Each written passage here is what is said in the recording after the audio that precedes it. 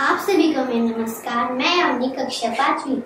आज मैं आपको व्याकरण के बारे में कुछ बातें बताऊंगी जो आपको रटनी नहीं है, सिर्फ समझनी है। आजकल के जो लोग हैं वो इंग्लिश के पीछे भाग रहे हैं और हिंदी को पीछे छोड़ते जा रहे हैं। ऐसे समझ रहे हैं कि इंग्लिश सीखने में भी आसानी से सीखी जाएगी और इंग्लिश हर जगह बोली जा सकती है।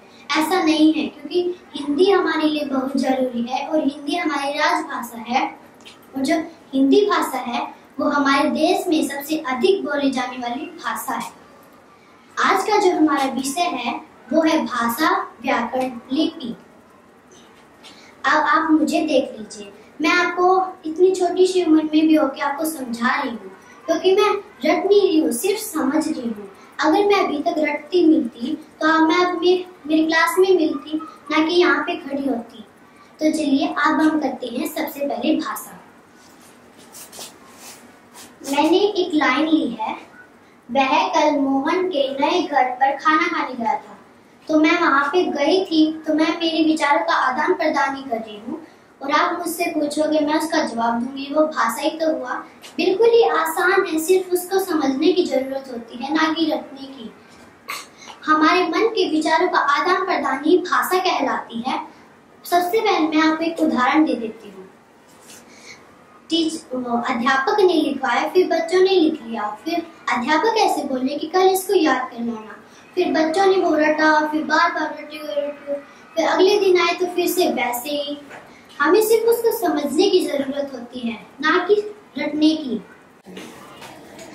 अब हमारा अगला टॉपिक है व्याकरण। मैंने यही लाइन फिर से ली है, वह कल मोहन के नए घर पर खाना खाने गया था। ये हमें समझ आ रहा है, आपको भी समझ आ रहा है। अगर मैं मात्राओं को आगे पीछे कर दूं तो क्या आपको समझ आएगा? नहीं आएगा। ना ही मुझे आएगा, ना ही आपको आएगा। भाषा को शुद्ध रूप में लिखना ही तो व्याकरण कहलाता है। अगर हम इसको शुद्ध रूप में लिखेंगे तो ही हमें समझ आएगा और आपको भी समझ आएगा। अब हमारा अगला विषय है लिपि। अब देखिए, हमारे लिखाई के संकेत है, इन्हीं को लिपि कहते हैं। अलग अलग भाषाओं की अलग अलग लिपि होती है, जैसे हिंदी की देवनागरी, पंजाबी की गुरुमुखी, अंग्रेजी की रोमन। ये सब मैंने आपको समझाया, लेकिन मैंने इसको रटा नहीं, सिर्फ मैंने समझा। मैं फिर से ये कहना चाहती हूँ कि सिर्फ आप जो आपको काम मिलता है उसको सिर्फ समझे, ना कि रटे।